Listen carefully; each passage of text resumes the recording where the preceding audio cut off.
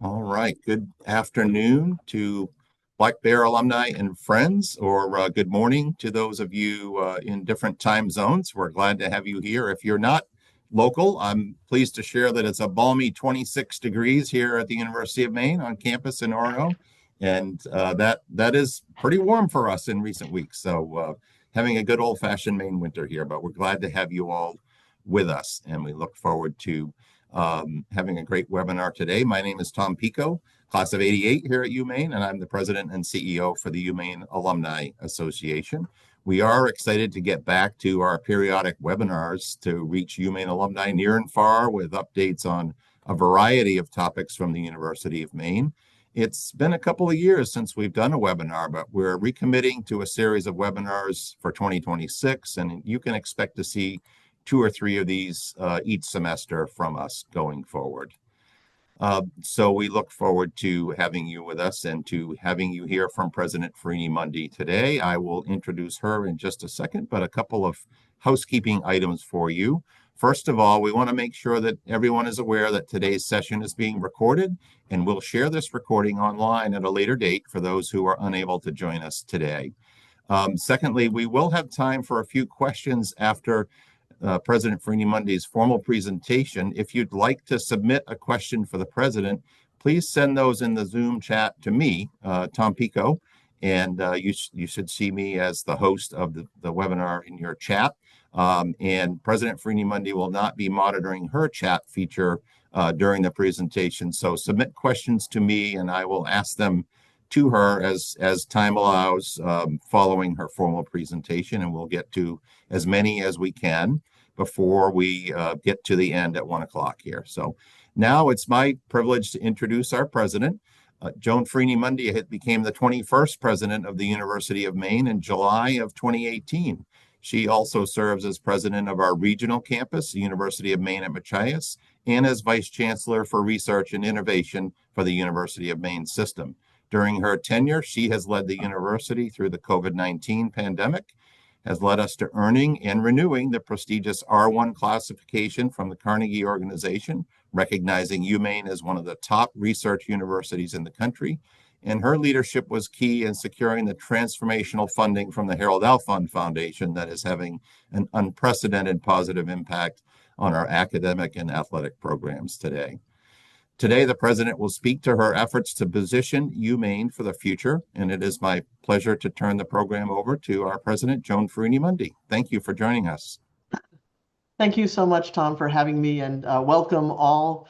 What a distinguished group of folks. I did skim down through so that I could get an idea of who was out there listening, and I wish I could see you all in person, but here we are, and I think this is a great way to reconnect. So yes, Tom, I'm going to talk about what's happening here at the university and give a sense of where we're headed for the future. And then I'm sure we'll have some great conversation and some questions to follow. First, though, I would like to begin the beginning of this semester has been challenging for the campus. We've had 3 student deaths, and we have a student who is missing. So Homaliz Orozco, Casey Malcolm, and Aiden Keefe are students who have passed away in the last few weeks, and Chance Lauer is missing. I'd like to have just a brief moment of reflection in thinking about those individuals.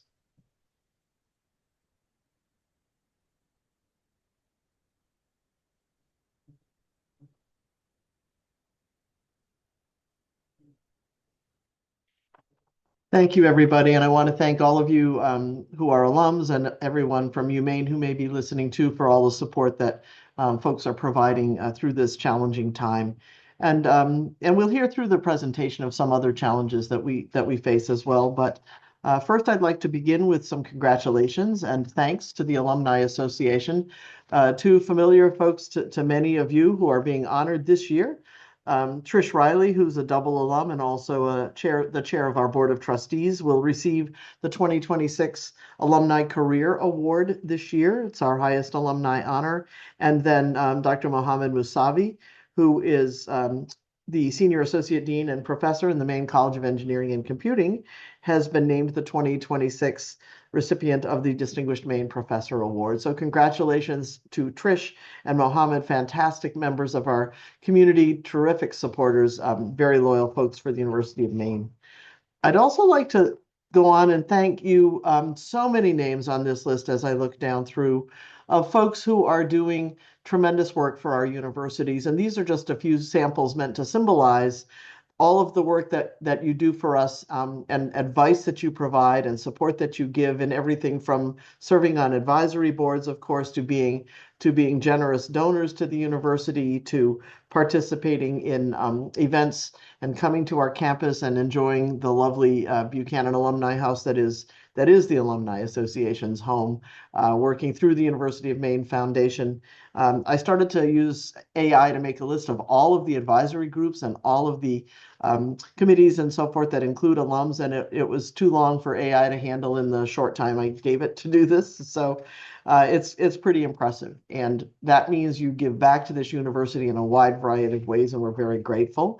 We also are occasionally able to honor very specific groups, and so we had our annual Alumni Day on Saturday, the 31st of January, and we hosted UMass Lowell and also gave special recognition to the 90-91 North Atlantic Conference Championship team. So I haven't scanned here to see if we have some members of that team. Maybe you can, I don't know, raise your hand or something, but really fantastic when we're able to bring our alums back and recognize and honor them.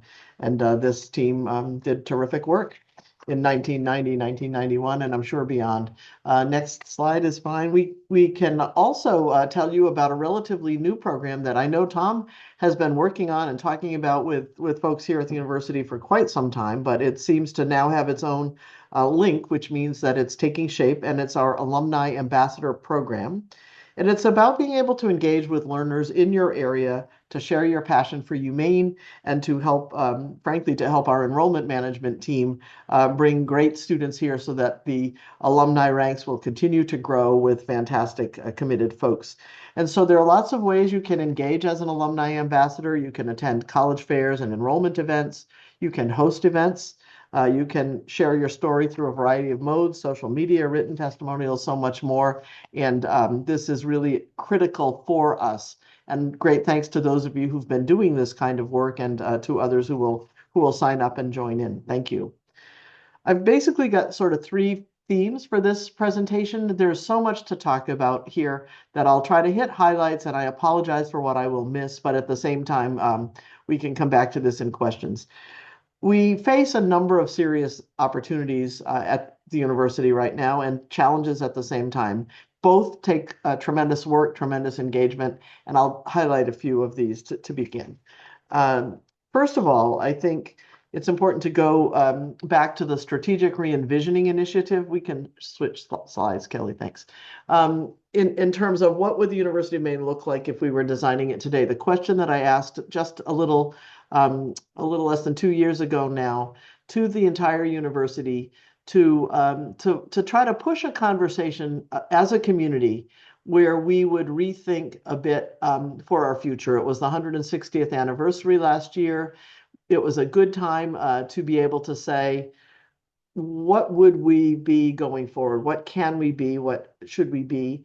And there's been a tremendous amount of community involvement. And some of this is quite challenging, I will say, because we have great loyalty to so many things that are in place here. And this kind of change can be a challenge, and we will talk a bit about that.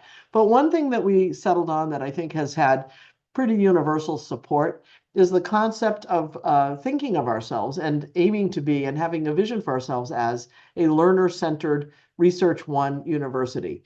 And putting those two ideas together is really pretty important, because it's quite possible to be an R1 university, and many of the larger ones, I would say, have this character, where the research is so front and center that finding a way to bring the learner equally to the front and center can be challenging. And we can do this at UMaine, and we are doing it at the University of Maine. So we're using this mantra now as really a filter for so much of what we're doing, to say, can we be more learner-centered in our R1 focus? Can we bring research to the learners? Can we bring the learners to the research in ways that will shape and direct it. And that's beginning to guide what we do. Next slide. That initiative, which did receive quite a lot of publicity, and that's why I wanted to mention it, and I'm sure we have some faculty, staff, and students from the university here as well, and we'll be doing more with this in the coming weeks. But the idea of this initiative was to hear from the entire community. So we had several committees and lots of opportunities for input and a website where people could put their ideas forward for what we might do to improve UMaine and set ourselves up for the future. There were 4 initiatives that made it to being called implementation initiatives, and I've listed them here. It's the first 4 bullets. We initiated, based on a tremendous amount of input from faculty and staff, an academic portfolio review that is historic for the university because of the amount of data that it collected and for the iterative nature of the review of that data and for the fact that much of the data is qualitative.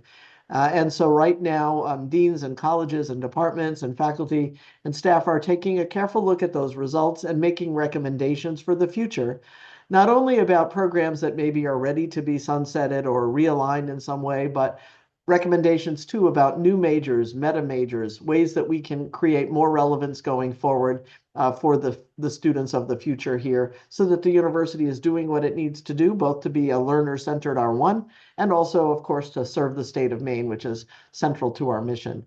Similarly, we had a review of our research portfolio, beginning with our university-level research centers and institutes and expanding further out into some of our college-level institutes. That review is concluding now, and as those data are made more public and available, many teams of people will be thinking about the configuration of our set of research organizations here and how we can, again, bring the learner more fully into them and be sure that we are serving the state well and staying modern and attuned to the future.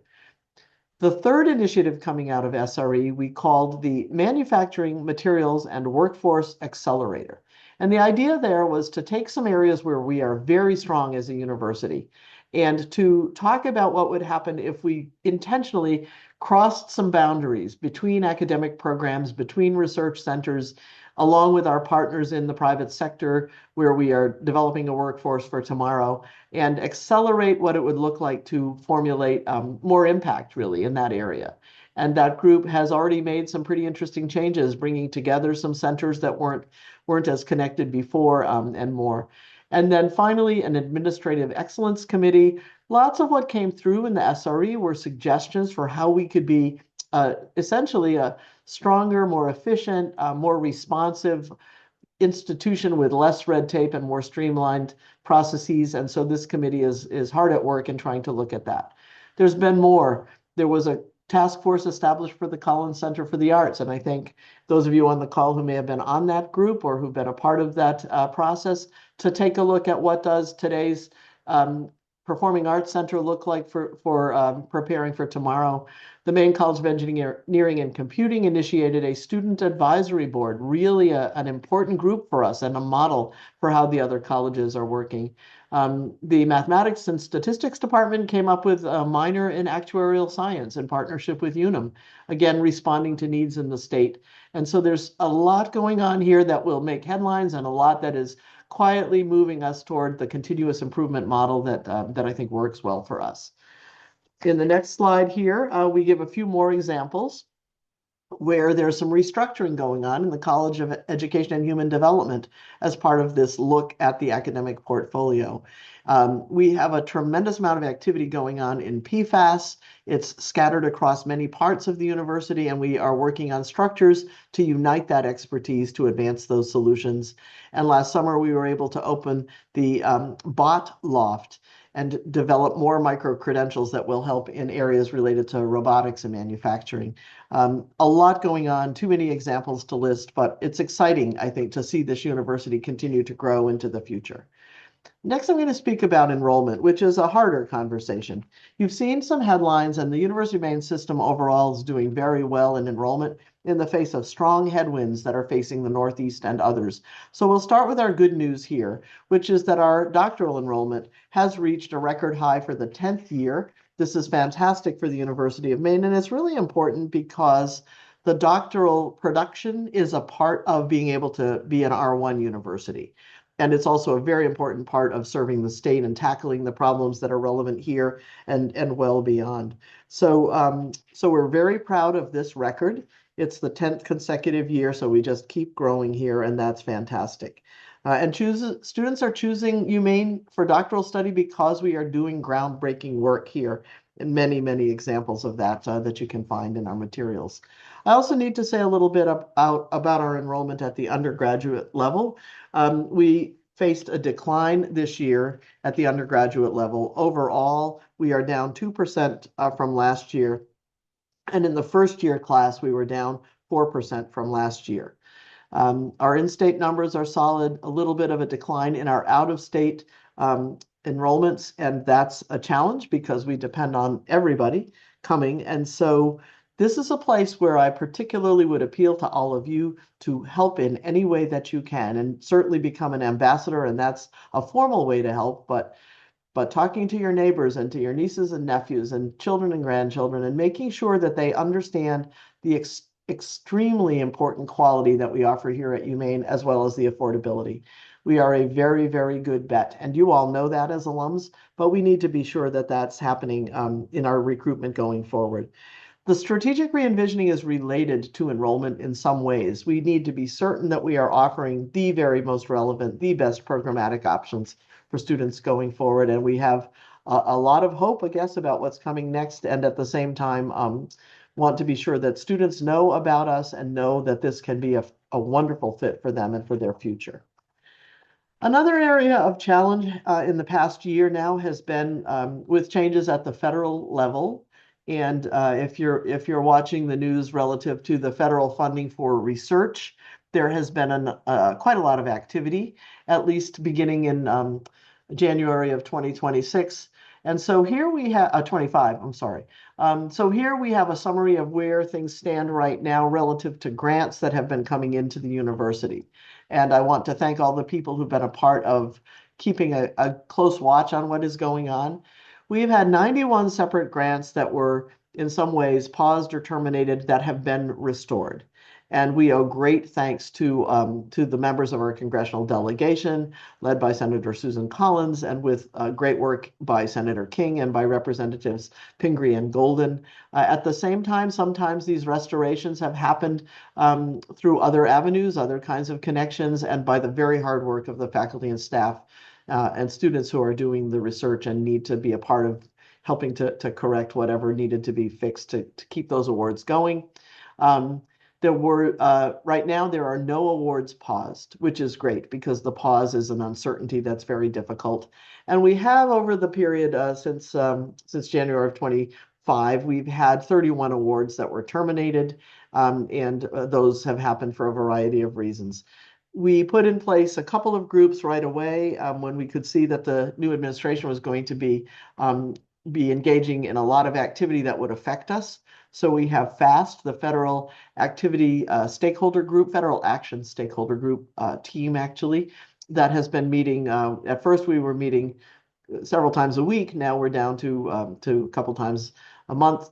But FAST is keeping an eye on everything so that we can respond appropriately at our university in terms of changes and policy changes and executive orders coming out of the government presidential administration right now. We also have a grant review task force group that was meeting daily and still meets very regularly to take up any particular grant problem that might be happening.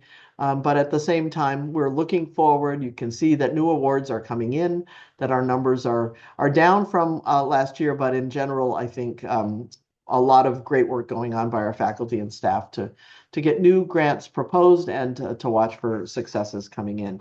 Speaking of successes, very good news last week from Senator Collins' office that she was able to secure a $45 million earmark or congressionally directed spending award that will support the construction of a new and cutting-edge health and life sciences complex at the University of Maine. Something very much needed, not only to bring together and put into new space leading research group activity that's happening here at the university, but at the same time, to really be ready to more fully engage the university in supporting the challenges in the state of Maine to improve healthcare, particularly rural healthcare across our state, with everything from very basic research that goes on in areas of the medical sciences to very translational and applied research that goes on in some of our engineering fields relative to improvements in healthcare.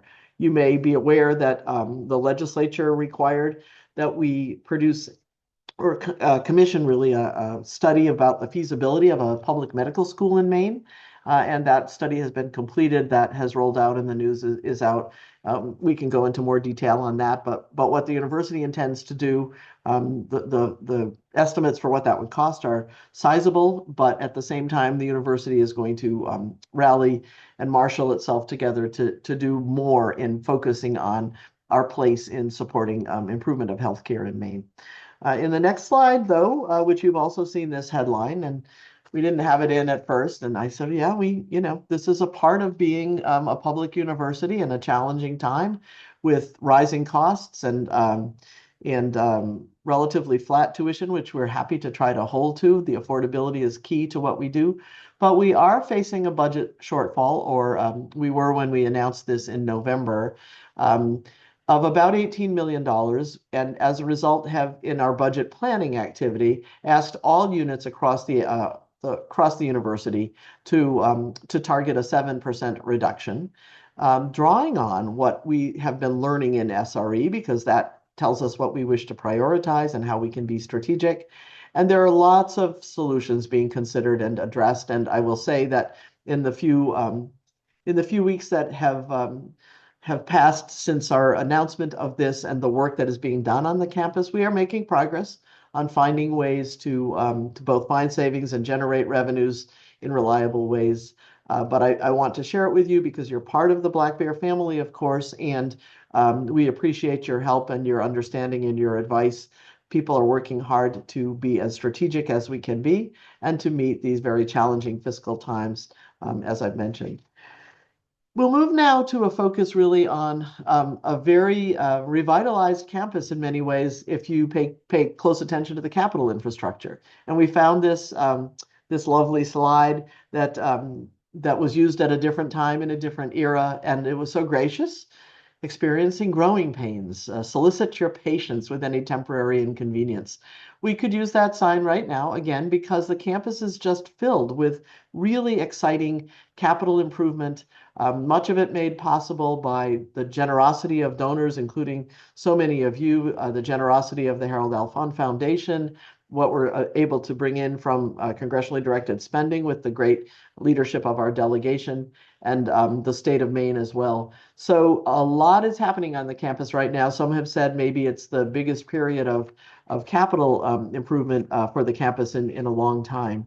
We'll just highlight a few of these particular sites. One is GEM, which is the Factory of the Future facility. And here's a rendering, but it's starting to look almost like this now. The building is going up very rapidly. It's an innovative research facility building on the work of the Advanced Structures and Composites Center, coming along very well. And it will be a real example of really our first building that was designed with the learner-centered R1 idea in place from the beginning of the design, which we find really exciting to think about. There will be large bays for advanced manufacturing work with AI-enabled 3D printers. At the same time, there will be smaller sort of mini GEM stations where student groups will be able to come together, work on projects that are relevant to both their coursework and a variety of areas where they may be engaging with the state and beyond, and then prepare those projects and learn about what it would take to be engaged then in the full-scale work in these facilities. Really excited. A group of funders have come together to make GEM possible. At the same time, I would mention in many other areas of science, we have exciting progress on the campus. The Sustainable Aquaculture Workforce Innovation Center, SAWIC, is is essentially done, I believe, and ready to open very soon. Already having projects coming in. The basic idea of Solwick is that we have a industry scale set of facilities and equipment here where students can learn to work in the sustainable aquaculture industry.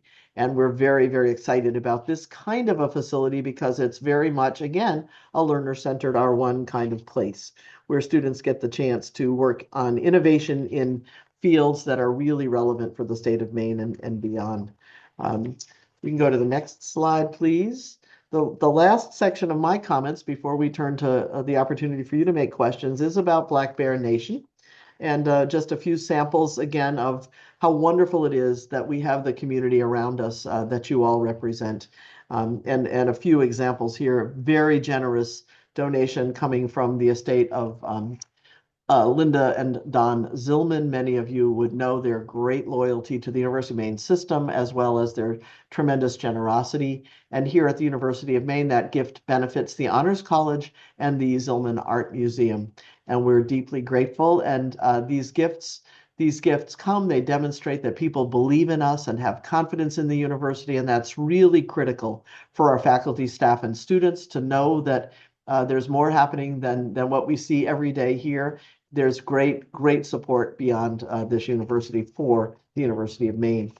In addition, we have activities happening at the cutting edge always, and this is pretty recent, where in Mechanical Engineering 103, which is a new course, and I think from my notes, it looks like the title is Discovery-Driven Learning. So that's fantastic, and it's a low-level course, a 100 course.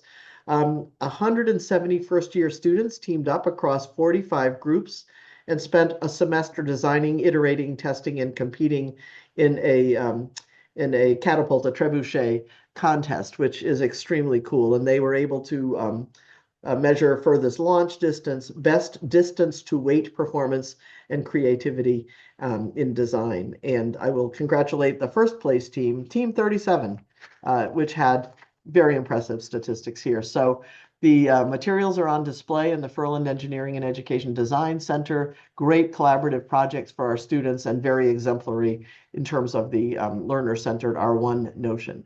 And so this is an example of what Black Bears can do. There's so much to talk about in athletics that I don't even dare do much because I'll obviously leave something out that's important.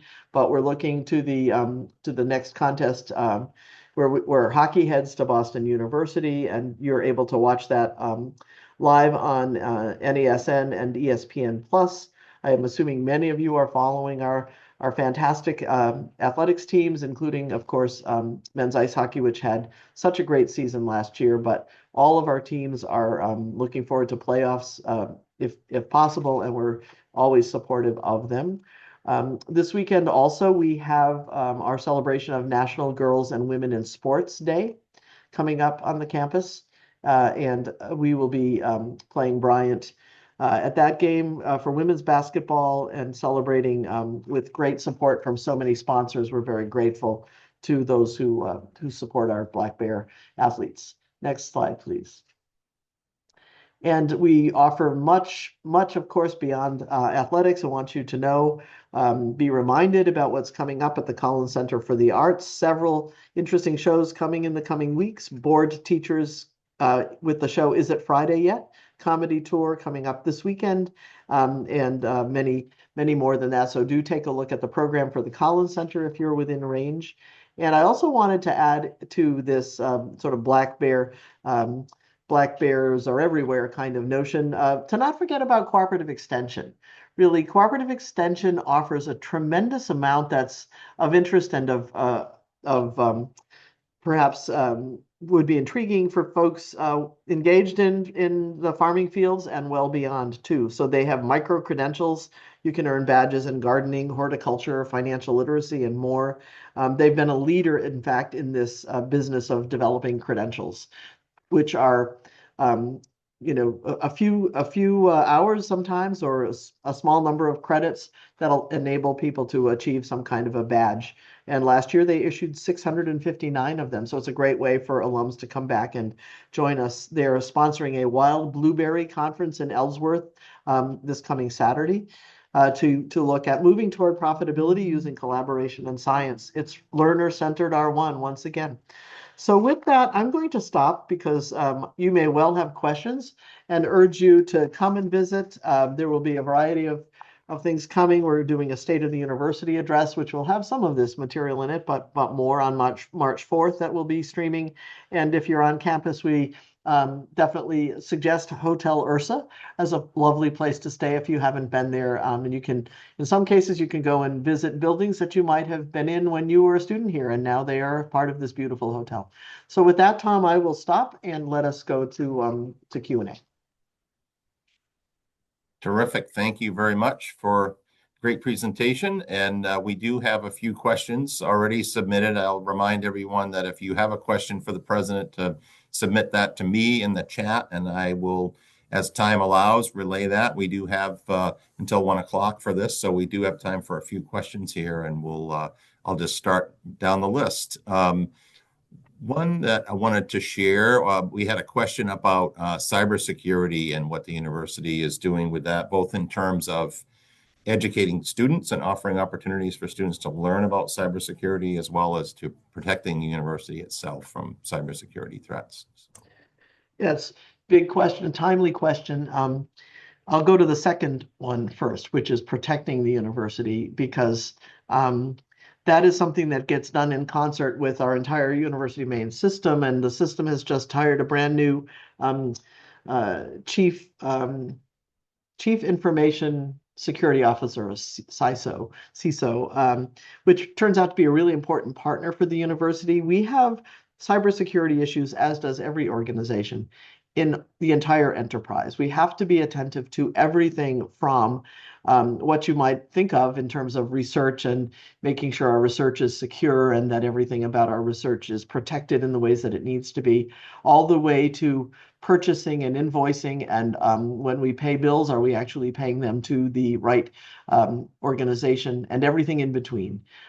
So cybersecurity is a heightened concern for all universities right now, and we have excellent folks in this area. So the system level team works very closely with the University of Maine level IT team, but also with facilities management, with the police department, with the financial side of the institution. And then we have an entire Office of Research Compliance that is very ably staffed within the VPR's office. And those folks, too, are always a part of the cybersecurity conversations, because sometimes the federal policies and practices change, and we have to step up on what we're able to do. So it's a very rapidly changing field, a technical field, of course, that requires extremely strong experts. And I feel very good about what we have at the university in those areas. And we've had very few lapses of any kind on that front. Educating students is also a pretty exciting opportunity. And within the system, actually, the University of Maine at Augusta has taken the lead over recent years in offering programs in cybersecurity. They have a cyber range, which is a facility where students can actually do real world work in trying to break certain security systems and do all the things that one does to learn to be an expert in this field. And then there are some partnerships with some of the other system universities. Here at the University of Maine, we have some scholars who are doing cutting edge work in cybersecurity, most of them within the engineering college, as well as in the School of Computing and Information Science. So we have courses and I believe some aspects of programs, probably in electrical and computer engineering, where students are getting the opportunity to be engaged. And then there's a more general education question, which is how are we helping students be safe and be aware of cyber risks? And there are many different approaches to managing that. We've stepped up as a system the processes simply for logging in to the point where now we have a number of different multi-factor authentication kinds of steps to take, and making sure that people are protecting their cyber worlds as well. So it's a great question. Thank you. Thank you. We've had a couple of questions related to the 7% budget cuts, and maybe I'll just group Yep. those together so you can address those. Um, One was asking if there would be any effort for a supplemental budget, and the other was asking about if the cuts would be across the board or if there'd be any strategic decisions about cuts in a particular area over another. Sure. I'll start with the first. In terms of the supplemental, we of course work very, very closely with the leadership of the University of Maine system and are a part of conversations as different proposals are made, and so we're very much at the table there. But to focus on how we as a university deal with our situation, a couple of points that I'd want to make. First of all, these will not be fully across the board. That's not a very strategic approach to reductions. And so we are looking at everybody's first round of submissions really to propose how they might get that target or get to that target as close as they can, or even do better than that target, and then work across our units to look for ways that we can achieve this collectively. So as much as we're able to, these cuts will need to be strategic, and some of them will need to be buttressed with revenue generation strategies that are reliable. I mean, it's kind of easy to talk about, we're pretty sure we can generate this much revenue, but we have to push very hard because these are real costs. And so we need to be able to pay for our heat. Fuel costs alone are substantial, and people are seeing that in their own homes, of course. Um, Another factor that I guess I would bring up with this group, since you've asked about this, is we are always deeply grateful for the donations that come from our alumni base and others. And so what you do with student scholarships, with um, support for faculty, endowed chairs, named chairs, those kinds of supports are very, very helpful because they tend to be ongoing base supports that we're able to apply and therefore free up E&G dollars for other kinds of needs. So I want to thank everybody for all that you do and indicate that that's always very, very welcomed here. But we're right now in the middle of looking not just at what each unit might be able to do, but what we can do university-wide. Are there places in our general university budgets where we're able to look for savings or look for improvements? And in the middle of that work, very grateful for any ideas that people wish to bring to the table. And we're trying to do it as thoughtfully and strategically as we can. Right. Next question has to do with whether there's ever been any consideration for a Doctor of Veterinary Medicine program at the University of Maine. My guess is there's somebody on this call who has more history on that than I do, so maybe they'll volunteer to speak up or put something in the chat. I certainly know we take great pride in our pre-vet preparation, and we use the Witter Farm very heavily, for example, to enable students with an interest in veterinary careers to be participants in activities there. But I actually don't know the answer. I'm sure that it's been considered. I guess I could say that with certainty, but I don't know when, and I don't know the details about that. Right. Another question that just popped in that I know you'll like is, are you seeing opportunities for efficiency and enhancement through the use of AI? I know that's a top priority for you. So. Well, I'm intrigued by AI, and I'm very fortunate. We're fortunate here in the system to have a wonderful colleague, Ryan Lowe, who's the Vice Chancellor for Finance, but he's acquired a new title too. He's our Chief AI Officer, who has made it his business to really learn AI and to think hard about its role, both in efficiencies, but also in opening up new ways to think about doing things better, I guess I would say. So pretty much every meeting I'm in with Ryan Lowe includes Ryan Lowe demonstrating some wonderful new tool that he's built or some use case that he's been experimenting with. And as a result, I've been inspired to really take a look just in my own day-to-day work at how AI can help me essentially think better. I mean, I guess I would describe it that way. And always there will be opportunities for efficiencies. But what I think AI is able to do is help us press on new ideas, on new ways of combining information that maybe aren't so easy to do kind of by hand, but the strength of the AI to look across lots of information very quickly can put together ideas in new ways and then be generative for how we might move ahead in the future. I'll give a really specific example. I have a colleague who's visiting the university right now whose expertise is in math education.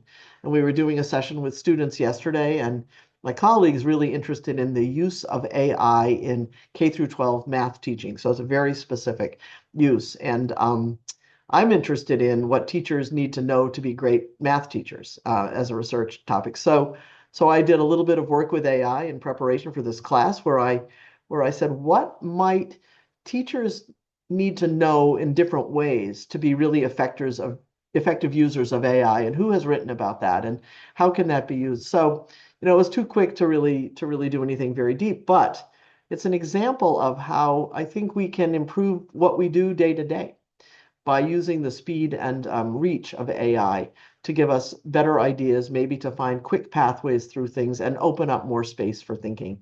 And I have asked the cabinet, I need to follow up on this too. I've asked the cabinet to let me know what they're doing with AI, and so we're getting some interesting answers. It will, in my view, it's a part of our world. And so using it to good advantage, using it ethically, all of those things are a part of what we need to think about. Super. You touched on this briefly, but we've had a question about perhaps expanding on your view of how cooperative extension will help advance the future of the University of Maine. Well, I'm a very big fan of cooperative extension because of its commitment to reaching out and to engaging, and it's built into the way cooperative extension is designed. It's built into its statutory expectations. And it's truly an example of a cycle that has research as a part of it, and that has practitioners, the farming community, the agriculture communities, the aquaculture communities, and more. It has all of those pieces together, and it really is built to hear the challenges and problems that practitioners face in the field, and then bring the kind of knowledge that a university can help to provide, research-based knowledge, practical knowledge, technological advances, bring that to those problems, but then watch how that works and then have another cycle back. And so it's fundamentally, of course, the exemplification of the land-grant university. And therefore, it's a central part of what we do. It spreads us across the entire state. We have an office in every county of Maine, and we have activity going on that is statewide, which is really important for the University of Maine because we are a statewide institution. And so cooperative extension is our foot in the door, essentially, to making sure that we're able to do that. And that the group is a creative group. I would commend them for being very forward-looking, attuned to problems that are emerging for the future. The 4-H program is, of course, a part of it, so we reach youth in really productive and interesting ways, and it's deeply tied to the science that goes on here at the university. In fact, we get examples of faculty who come here, let's say in engineering, who get interested in a problem that might be an agriculture problem that they weren't interested in before they came here, but building equipment that will harvest wild blueberries well without ruining them, but that is a little more automated. And so it's a great unifier as well. Great. A couple of related questions I'll ask together. One is specific to the plans for Barrows Hall and renovation and expansion there, and a broader question about the overall deferred maintenance at the university. So perhaps you could touch on Barrows Hall plans and then just the overall deferred maintenance question. So what I'm learning about the entire capital planning enterprise is that it's a very dynamic kind of situation. Because of what I've already talked about today, right? We've got new congressionally directed spending coming in. We have funders that get interested in certain ideas and so provide us with very generous funds. We have faculty who need particular kinds of spaces and facilities to do their work. We're doing strategic re-envisioning, which is resulting in some reconfigurations and possibly shifts in which groups are working together, where, and so forth. So So I'm really not in a position to speak too specifically about anything, Tom, relative to Barrows, knowing, of course, that that's been on a list for some time for looking at how that space can be improved and what might be needed there. And it's very central to our work in engineering and beyond. The deferred maintenance problem is, of course, substantial, more than $1 billion here at the University of Maine. And addressing that is something that requires long-term planning. Our current chancellor, Chancellor Malloy, has been insistent that there be investment in the infrastructure at a higher level than we've had in the past. And so we are doing that here at UMaine to be sure that we're at least trying to keep up to some level. But it will require elimination of buildings. It will require some substantial renovation of buildings. We have a variety of plans and kind of a basic master plan for that gets adjusted again as new circumstances make themselves available. So definitely working on it. I know with some of the folks who are on this call, people have been either on committees or parts of discussions about where we're going with that. And as soon as we have definite plans and definite funding available, we're very happy, of course, to make that clear. And that's always a bit of a chicken and an egg, right? We get great plans and that attracts interest from funders, but we also have funders who want to do specific things and then we adjust plans. So more to come on that. Thank you for the question. Sure. Had a question about expanding on any particular reasons or trends for the decline in out-of-state enrollment. So what our enrollment management folks are finding, and they look at a lot of data and follow these trends very closely, is that, if you go back to the flagship match, one of UMaine's most brilliant ideas, well before my time, taking no credit, but very much do I admire the people who did it. Everybody else has figured that out now, right? We're not the only place trying to retain trying to attract out-of-state students and also make sure that we have great enrollment management strategies. So that has, we think, probably had some impact that other states are figuring out how to retain their in-state students. And we do know that in particular, a couple of universities within our New England Land Grant peer group made very aggressive attempts to build up enrollment with students that I think they probably saw as people that might be attracted to the University of Maine. So I know that colleagues at UMass Amherst did a great job of keeping some in-state students there, but we're following all of that and working to make ourselves as relevant and available and affordable for some of those terrific students as well. Right. Next question is relating to the new life science building and wondering if there's any more details to share at this point about where that might be or those kinds of things. What would the focus of the academic offerings in the building be? And this is a great example, too, of something that has evolved. And of course, the earmark was secured and voted into law just, I guess, last week. So the reality of it now is very much foremost in our minds. But the challenges with our with our life sciences facilities have been going on for some time here. We have a number of buildings that are simply not modern enough to support the kinds of labs and instruction that are relevant today in today's life sciences. So that's been an ongoing discussion with a variety of different proposals over the years for how to address. And with each new proposal or each new funding opportunity, things seem to expand and shift a little bit. Part of what we want to do is really tie together the research portfolios that we have that are relevant for the life sciences and for the health sciences, and to design space or perhaps a set of spaces with this particular CDS providing the anchor for a variety of spaces that would put us in a good position for the future to say, engineering and computer science have a whole lot to do these days with the life sciences and with the health sciences.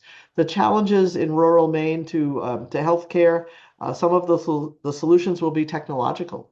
And so how are we able to bring together researchers who have the deep knowledge and deep experience in areas of human health together with engineers, computer scientists, and others who can bring resources for new and very innovative personalized technologies.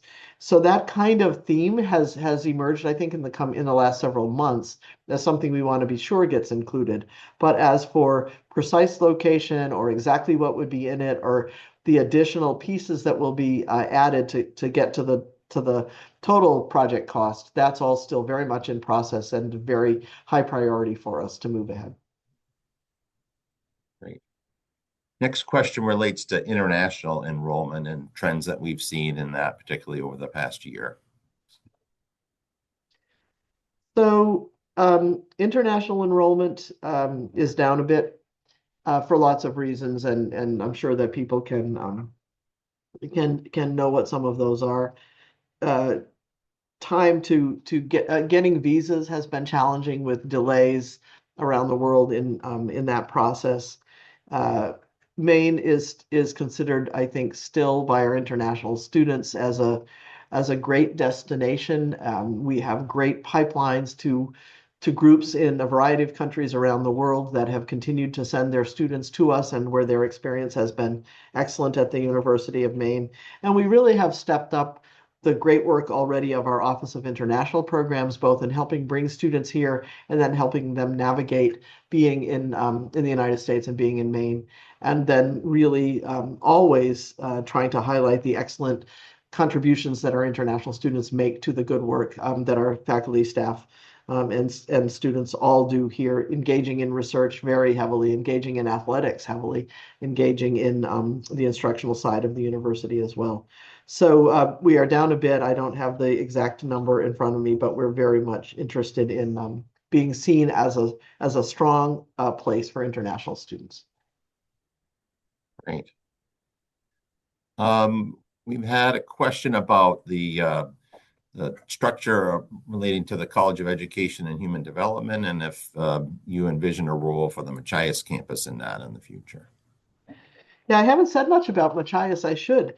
Very proud to have the University of Maine at Machias as a regional campus of the University of Maine. And with each year that goes by, and with the great leadership of Megan Walsh, we've been able to find the best ways to both integrate and for UMaine Machias to maintain its distinctive nature.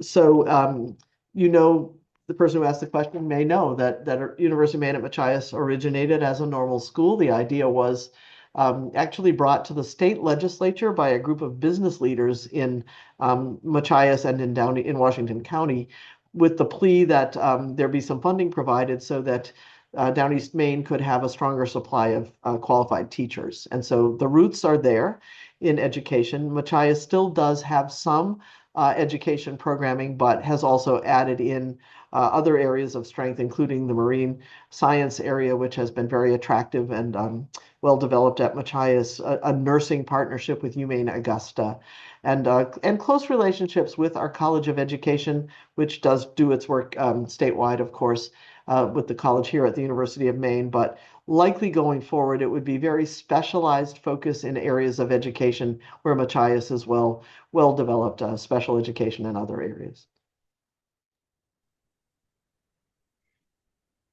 Well, we're getting close to the end of our hour here, so perhaps I can cue you. You've given a lot of great information and ideas for alums, but if you had a top 2 or 3 wish list that you could share with alumni about ways that they could help the University of Maine today, what would that look like?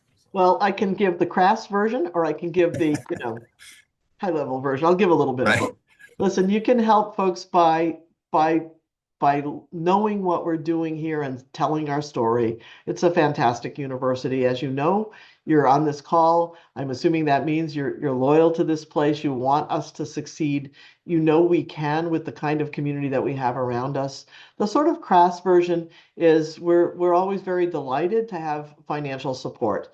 At the same time, we are delighted to have you directly participating in programs like the Ambassador Program, being parts of our advisory groups, getting in touch directly with me with your ideas and your suggestions. And thanks to those of you on this list who do. I know I hear from several of you. But if you see something that we could be doing better, if you have some brilliant idea to help us with our budget situation, don't hesitate to reach out very directly. And recognize that I love to talk about UMaine. So we might wind up in a conversation where we could share ideas, and I could try to give you more of a sense of the context. Sometimes that's hard to pick up from afar, so don't hesitate to ask. But thank you all for all that you do for the University of Maine. Super. Well, I'll just, in closing, I want to thank our Alumni Association staff, particularly Ashley Twombly and Mackenzie Staples, for your work in organizing this webinar, and everyone here at the Alumni Association for working to pull this together. I also want to give a special thank you to Kelly Straub, who's the Executive Assistant to the President, for her work and partnership with us on this. And of course, to you, President Ferrini Mundy, for your leadership and the information and time that you shared with us. We are thankful to all of you for joining us today. We encourage you to check UMainealumni.com for future opportunities to connect in person or future webinars. And we are thrilled to have you with us, and have a great day. Go Black Bears. Thanks, everybody.